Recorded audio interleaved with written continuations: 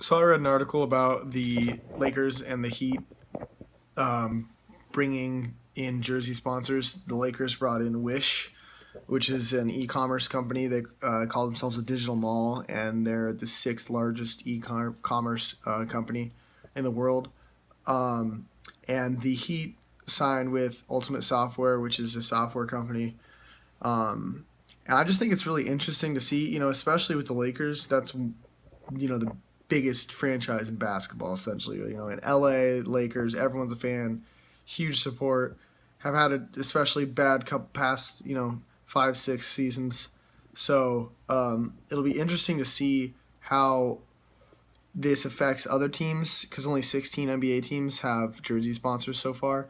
I wonder how this will set the bar for other teams, and what I also wonder what factors are considered when they pick the jersey sponsors.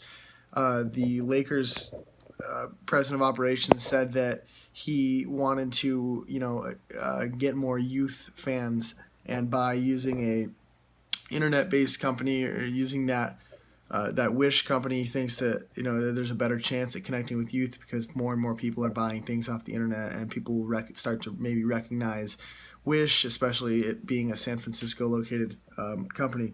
So I think it'll be really interesting, and I think that's $12 or $14 million a year for the Lakers, 3-year agreement.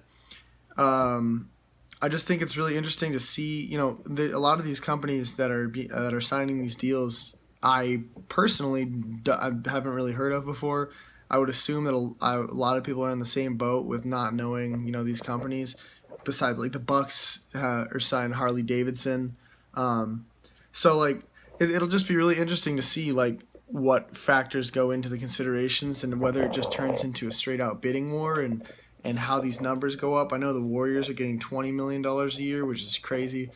That it's just a tiny little patch, $20 million a year, but that's kind of like chump change to them. So I would assume that somewhere in the future, every contract renewal, the price would go up.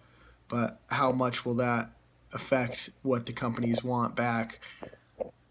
I don't know. It's just crazy that there's finally those jersey sponsors in the NBA.